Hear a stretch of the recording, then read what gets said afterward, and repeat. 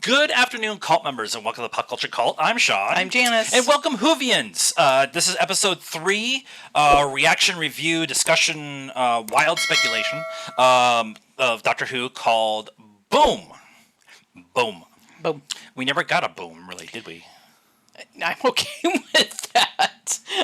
Right? That would have been unfortunate. It would be very unfortunate. This episode was written by Stephen Moffat.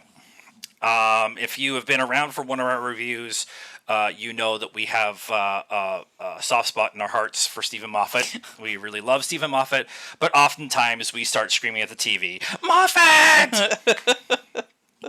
Especially when he starts a storyline and doesn't finish it. ADD boy sometimes. Yep. He is also one that's like, this isn't working, let's get away from it. Yeah. So that's part of some of those storylines, just wasn't working, let's get away from it. I'm totally okay with that version. If you also haven't been around for one of our reviews, welcome. I hope you enjoy this. We kind of meander through the episode. If you are new here, please like and subscribe to both our podcast feed and our YouTube channel. On the YouTube side, we're trying to get to 1,500 subscribers, so help us out. So close. We're like 25 away, so just really easy, guys. Let's get into this episode. Yes. Moffat has some things to say about war. And maybe religion, although the religious soldiers are actually...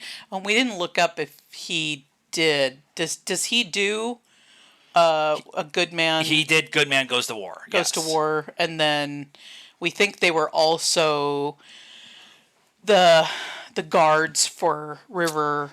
the papal mainframe Anglican Marines. Yeah, that were her guards when they were first sort of uncovering, coming back to the Weeping Angels. Weeping Angels, yeah. Jorah Mormont, for those of you that watch Game of Thrones, was I think that was Moffat too, because that's it's about... That's 11 and Amy. Right, so right. It's one of the early Amy episodes. And River, yeah, so it might have been him. So, yeah, so the papal army, Marines, whatever, makes sense, but he has some feelings about war and religion combined, which, yeah, timely. Always. It's very weird that last week's conversation about... with the Devil's Cord about the idea of having art and having the importance of art and having the importance of having that be around. And then with Space Babies, the idea of we're going to force people to have we're going to force babies to come into the universe, but we're going to leave them out into space to fend for themselves. Both of those story arcs are very timely. Yep. And this one is very timely with the Palestine-Israeli war, what's going on over there. But all of this stuff was written a year and a half, 2 years ago. Right. Huh. It's like they have a TARDIS and they can travel through time. Or it never changes. Or it never changes. It's just the same issues. Some people complain about that why we keep getting the same stories. Because you're not learning from the lessons that are being taught, apparently. And, I mean, if you're specifically talking about Doctor Who, this is how Doctor Who has been... Most of modern Who, yeah. Even the older ones. That's true. They were... the times were a little different, but... yeah, even the older ones, just maybe a little less... I was going to say in your face, but I don't really feel like these are in your face. I feel like Davies... were pretty in your face. Davies and Moffat both. One of my favorite story arcs, is the Zygote invasion, Zygote inversion, just that's the day that I fell in love with Capaldi as my favorite Doctor. Yeah. Is his war speech. Yeah, and this is a scale model of war. I go back and rewatch that scene on a regular basis because it's just a beautiful acting, but it's also just what he's actually saying in there is really, really important. When you fight a war, you're righteous. You know that you're right. You have to go out and you have to defend your country or attack the other country or attack the other person or the other guy, but you never know what that's going to lead to and who's going to die in the process and Right. what the ramifications and everybody of that thinks is. they're right. Everybody thinks they're right. So and that kind of this episode they're fighting a fight against nobody. Yeah. That's where I was going next. It's a corporation that's made, which maybe not current situations in the globe right now, but there have been the Iraq War with Black Sun? No. I know you talk about Black Hawk. That's the helicopter. Anyway, they were mercenaries for hire, and there was all this. It's come out later. All this twisted. Cheney had stakes in this company, and he was helping. He was making money off of the war, and all of this stuff is. Iraq, Iran. Or Afghanistan, Iran. I'm going to Baghdad a Christmas present. And if you get that, we are friends. We are friends. The idea behind this episode, too, is... Yes, we're talking about war, and yes, we're talking about a corporate war, a war that is brought on by a corporation to get you to spend till you die. Also very timely with inflation in the States and kind of what's going on here and healthcare. They made a point of if you're too far beyond a certain point of healing, even if you are going to have a chance to heal, it's cheaper to get rid of you than it is to keep you around. Right. Oh, you're blind. Sorry. Yeah, which is a little opposite here in the States. Here in the States, they will keep you alive so they can milk every penny out of you and your relatives and your best friend's dog. But the idea of they created this scenario to fight this war on a barren planet, and that they're really only fighting themselves. Yeah. Is a kind of a different take on Moffat's war conversation. He does have heavy opinions on religion and military might together, but now with the modern world, we still have religion, but we're 3 steps away from Fallout, where corporations are going to band together to drop the bombs to make money off of every little version of, the vaults and who stays alive on the surface and stuff like I mean, that. it's Fallout on a desert or a barren planet. Yeah. But let's talk about Nshuti. We were corrected by him, who was corrected by his mother. Yeah. His name. It's Nshuti. After how old is he? 30 or whatever. Yeah. That he said 26 in the video, but I think he's like 30 now. But no, I mean Ruby was there, so it had to have been fairly recently. But anyway, his mom corrected him that his name is not pronounced Shuti, it's pronounced Nshuti, which is funny that he has gone through his entire life saying his name incorrectly. But we need to talk about his wardrobe. It is amazing. Amazing. And if you look at the preview for the next episode, oh my god, he walks out of the TARDIS in full oh my god, what's the name of that movie with Bill Murray where they wear those the outfits, the striped with the Life Aquatic. Life Aquatic, there we go. The full Life Aquatic lighthouse. Was it Nardell's skull cap that he was wearing? It was on screen for 2 seconds. It was just a red knitted hat. Yeah. So maybe. Yeah. But yeah, he is rocking all of his outfits. Rocking all of it. And I I appreciate that each episode has a new outfit. That Yeah. he is kind of the fashionista, and Shuti himself is kind of that fashion person anyway. Oh yeah, big But time. this doctor, they're leaning into that because for all of Jodie's run, the only thing that she changed was her shirt. She had Yeah. a purple shirt or a blue shirt Right. with the rainbow on Yeah. it. Capaldi had his big velvet coat, but sometimes he had the smaller velvet coat with the hood underneath it. Yeah, And yeah. I mean, he basically had the same outfit. It was just big coats, big coats. Yeah. Yeah. So he pretty much looked the same. Tennant was the medium jackets buttoned in the front, and Matt Smith. had Matt this- Smith. Yeah, he wore. So the 9, 10, and 11 all had one outfit. None of them really changed outfits. Yeah, I mean Matt Smith had a couple.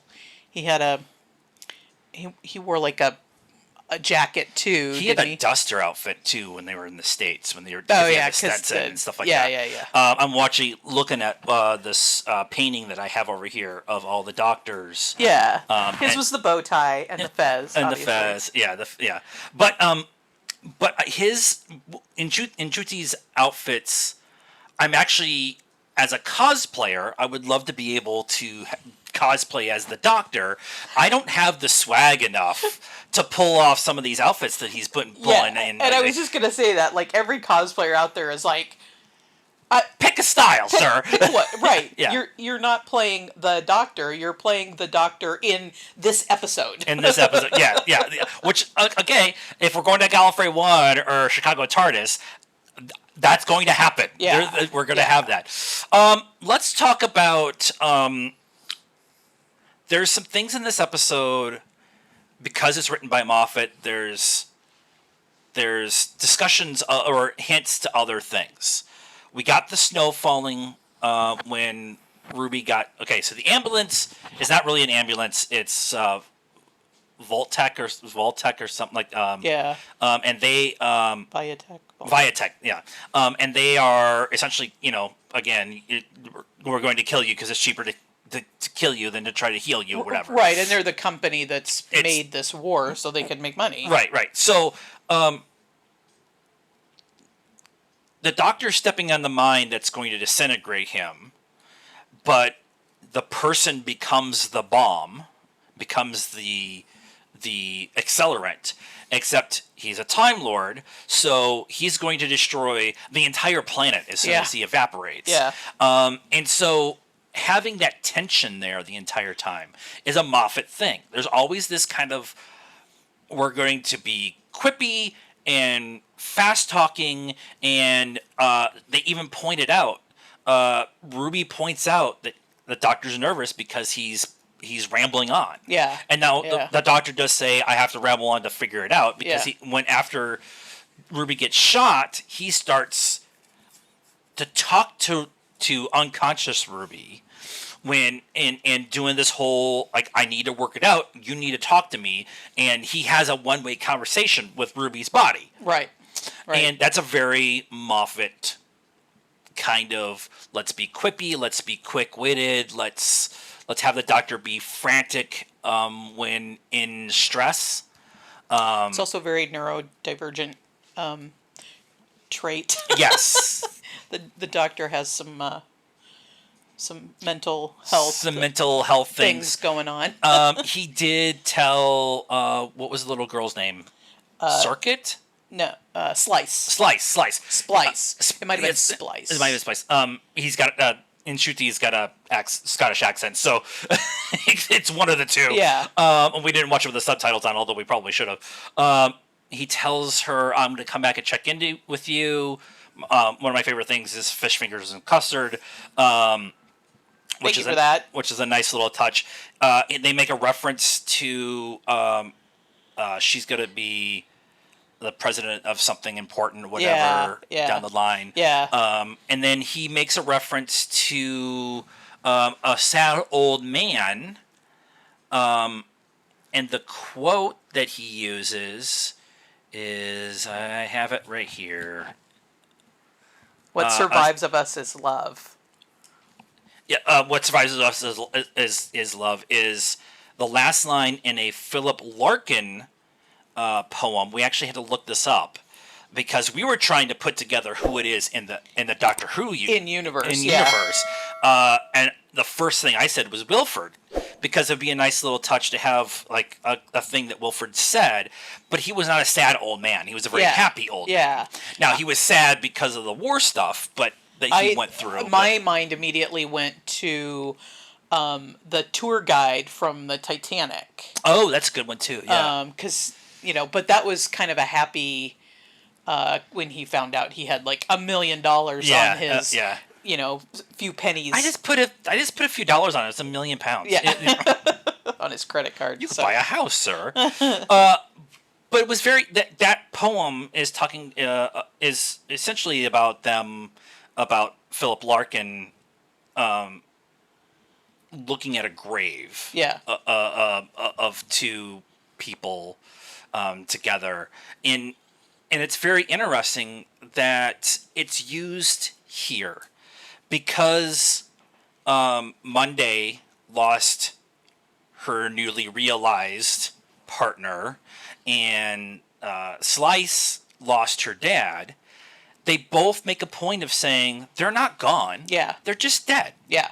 And one of our favorite things from WandaVision, one of the favorite lines in all of the MCU is, what is grief but not love persevering?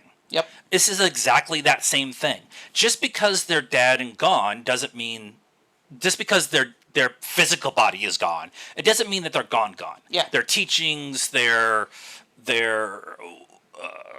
memories of them, all of that stuff is still with us. And I thought it was very interesting to put it in this episode where they killed Ruby.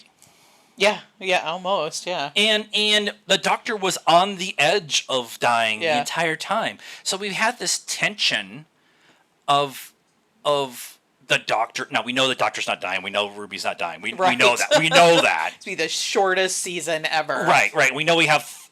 This is 1, 2, 3. We have 5 episodes left, so we know the Doctor's coming back. We know he's going to figure it out somehow. But the fact that it wasn't the Doctor again that did not solve the day. He was not the one who saved the day. Yeah. It was Slice's father, who is now an AI algorithm, goes and beats the corporate algorithm to stop the war. Yep. This is another example that it was not the Doctor who saved the day. It was the same in Space Babies. It was the same in Devil's Cord. We have a theme. Occasionally it would happen with Eccleston or Capaldi or like all the other Doctors, where the companions figured it out, or it was just a simple solution and somebody else, like a human, figured it out, whatever. And then the Doctor's like, "Oh yeah, that was a great idea. Why didn't I think of this?" Yeah. But so far, we've had 3 episodes in a row where the Doctor has not been the one who saved the day. Yeah. He's not the hero of the story. The people, the everyday people, are the heroes of the story. Yep. And I find that interesting when you have all of this other stuff going on with Ruby. Who's her parents? Who's her mother? Why does the snow keep showing up? Why did the snow stop? And they made a point of like talking about as long as the snow is falling, we're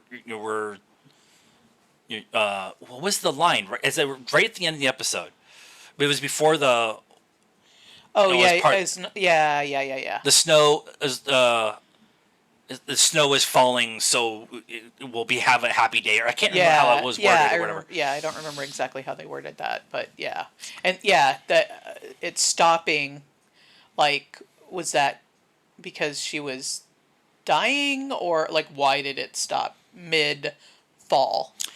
In previous iterations of the Doctor, when we had something like that happen, where something diegetic in the scene stops, it's because time stopped. Yeah, right. But in this instance, for this episode, it snowed.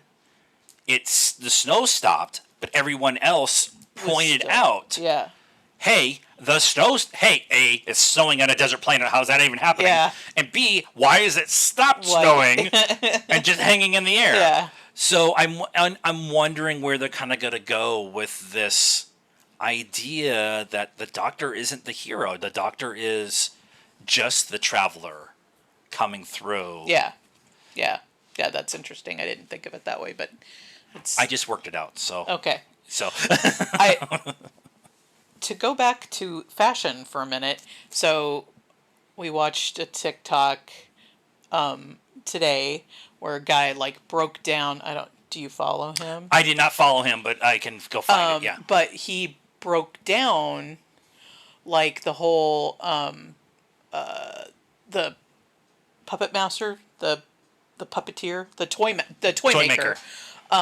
and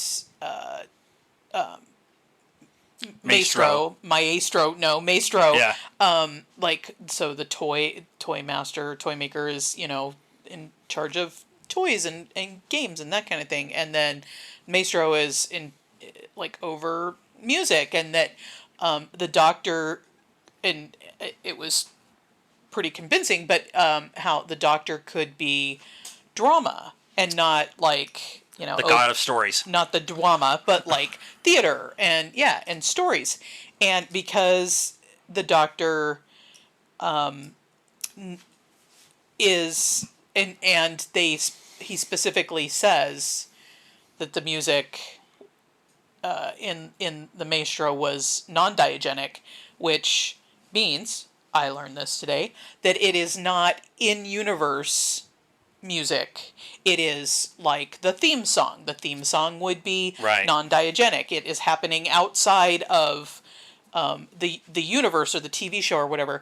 And the Doctor made a point of saying this music is non-diegenic. It's diegenic. Diegenic is in universe. Right. No, right. he said it was non-diegenic. Oh, okay. They were hearing music that Yeah, wasn't yeah, part of the show. And he knew that. He was aware of that. Yeah, And yeah. he's aware of things that are outside of the in-universe, and then the whole dates when they showed up and all of that stuff. So anyway, back to the fashion. Him dressing the way he does is very theatrical. Yeah. It's very, in theater you have to, dress big so that people, like bright and stuff, so people in the back can see you. And he's sang in this episode, and he loves to like kind of dance around, like The little drummer thing that he did. yeah, and he was like doing yeah. this and everything. So it's all working in my brain now. It's very interesting what Davies is really really good about. I have this story. It's A to Z. I'll say M. Sometimes it goes A to Z, but it's A to M. But I'm only going to give you A, F, L, B, and so as we go along, we're going to have more and more of what possibly this story could be. Yeah. And I found it very interesting that Davies said, "Hey, I'm coming back," and he's in the creator with Chip Noll and Moffat. They have a text conversation. So do all the Doctors. They have the Whoverse text chain. Davies said, I guess I have more stories to tell. I have more conversations to tell. And Moffat says, well, I have an idea. And they brought him in. So Davies he's had a comment that he has a 3-season arc that he wants to tell with this iteration of the Doctor.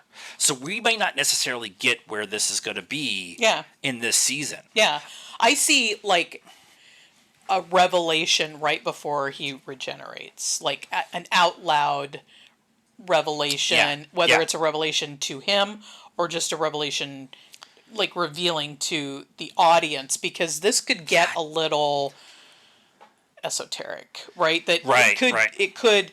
I mean, we're both don't dumb the audience down, but sometimes you have to paint it on the wall. Especially there have been some Doctor Who, like we've watched episodes over and over and over again, and all of a sudden it's like, Oh my God, I just got that. Yeah, especially with Moffat. Yeah, Especially with Moffat. so I could see that. I just had another realization too. Again, this is part of our process. Is we just watch the episode, we come back, and we're reacting and working out what we just saw, and discussing the importance of all the different things. This is also the third episode in a row where we have an orphan. Right. And she wasn't an orphan to start with. But she wasn't an orphan to start with, but now she is. Yep. Because her mom is gone and her dad is gone, and they made a somebody pointed that out. Was it the maestro that pointed that out in the last episode? You're an orphan, or there's something about. It might have been when they were talking about Ruby, that there's a song in her. How can you have that song in you? Aren't you an orphan or something along that line? Yeah. And they made a big point of talking about in the Space Babies episode that the Doctor is an orphan. Yep. And you guys are orphans. Yep. And Ruby is an orphan. That was the whole conversation. The church on Ruby Road, like that was the whole that she was an orphan with a foster parents and foster mom, and so. There's something there too with this idea that they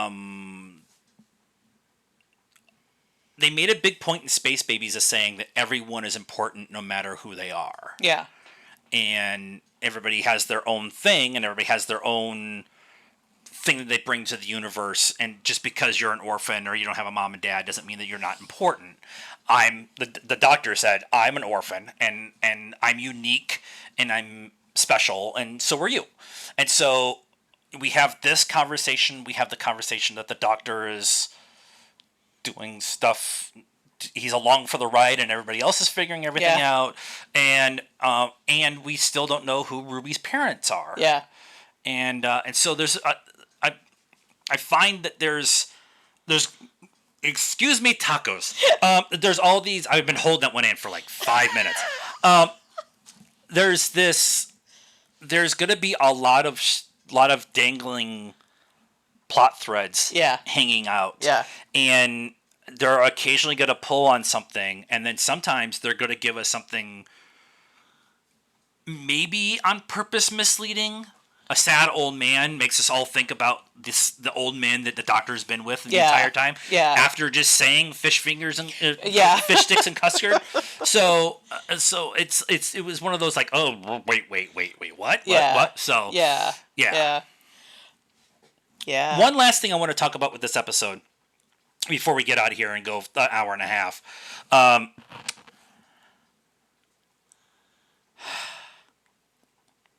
There has been some discussion online of people who are not necessarily okay with Disney being part of bringing these episodes to existence. Some people are very upset that they are Disney-fying Doctor Who. I don't necessarily see that, but I am willing to have the conversation that because Disney and Disney Plus are helping make these episodes happen while the BBC is slowly dying, so we can continue to have the Doctor, we are able to have this episode on this desert planet with an amazing skyline because of the volume. This was a volume episode. Yeah. Now, I love the volume. They've done amazing things to fix the uncanny valley that is the volume from the first season of The Mandalorian. Yeah. My brain knows it's the volume. But I'm able to, we've talked about this in the past, we are both able to disconnect the making process of what we're watching. Especially because we know, we have friends in the business, so we know a lot of the behind the scenes stuff. And if we weren't able to disassociate that, you would just be going, I know how they do that. And it's, that's no fun. And I think some of the Discord that at least some of the reviews I saw, they're like instant reviews like we're doing, but it's like, Variety and New York Times. New York Times could die in a grease fire, anyways. But they are all struggling with this felt hollow because it was done on the volume.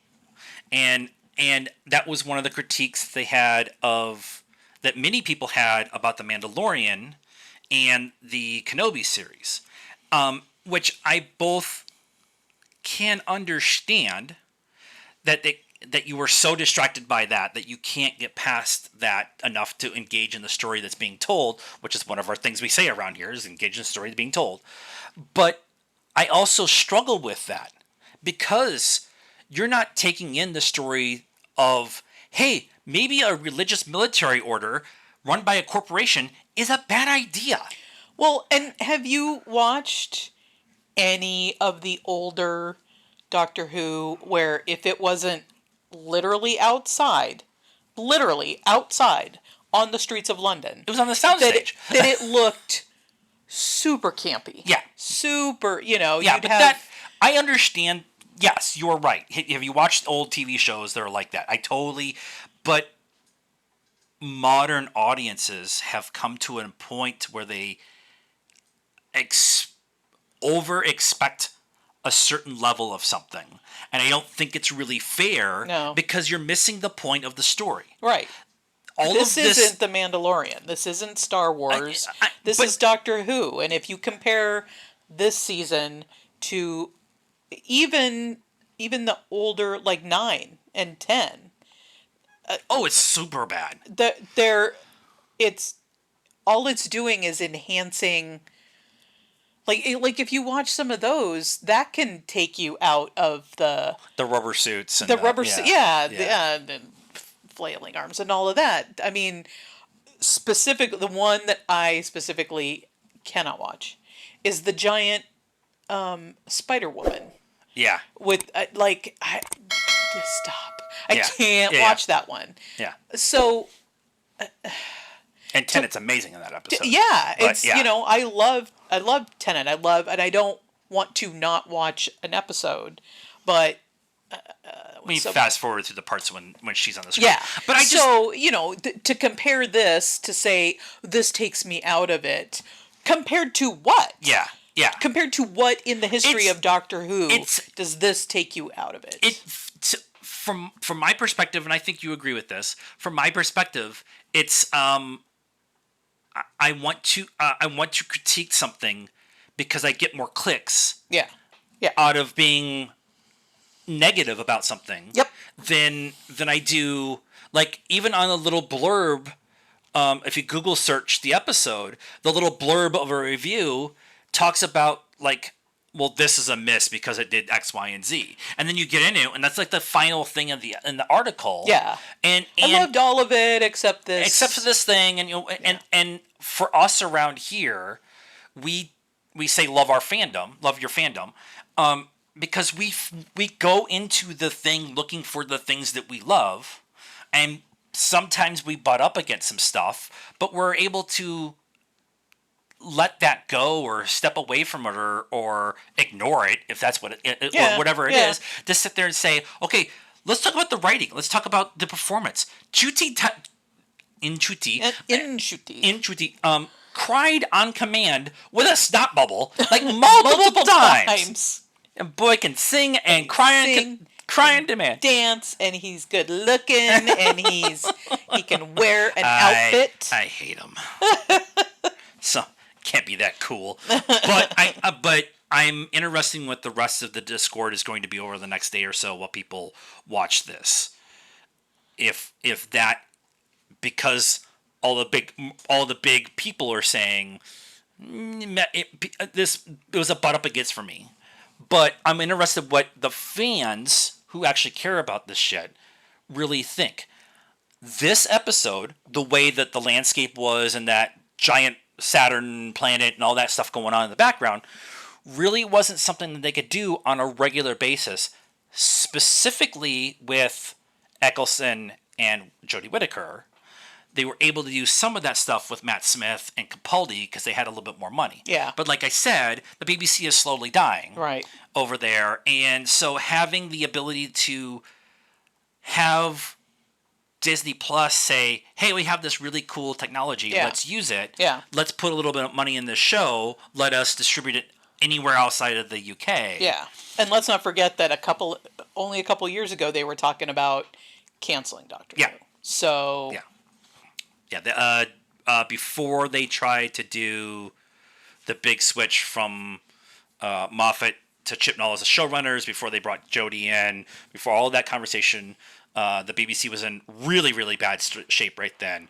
And when Moffat said he was leaving, they discussed getting rid of Doctor Who. Yep. And for me, as an American, I have no opinion about how you run your business.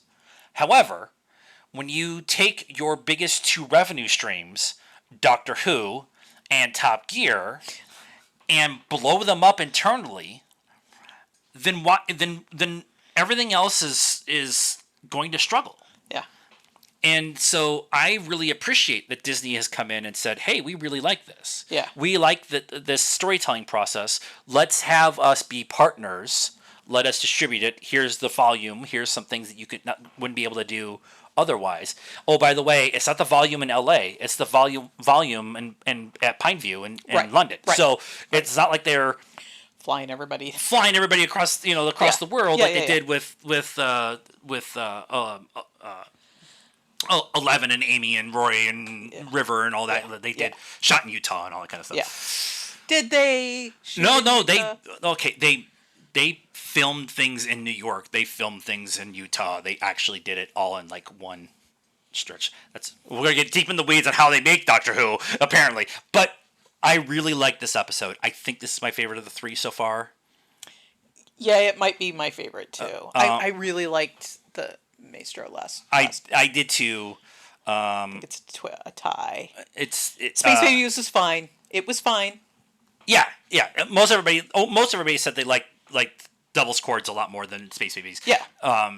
I'm glad they put those two together, because the conversation around Space Babies by itself for a week, I would have been really angry. But I think this is my favorite of the three. I'm very interested where we're going to go from here. They showed the next one. The Doctor is gone. Ruby's on her own, and we have somebody chasing her in Wales. And there was a pub, and So this was the war episode that could be the horror episode we talked about in the past. That every season we get at least one kind of horror-y kind of episode. So yeah. So that is our discussion of Doctor Who. What are they calling this? Season 1, Series 1 again. Season 1.2. This is episode 3. Or 4 if you count. Called Boom. Let us know what you thought of our discussion in the comments down below. Please be nice. That is very much a requirement around here. I have the band hammer. It's sitting over there.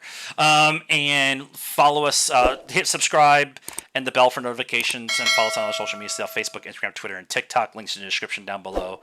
And until next time, cult members, good afternoon, good evening, and good night now.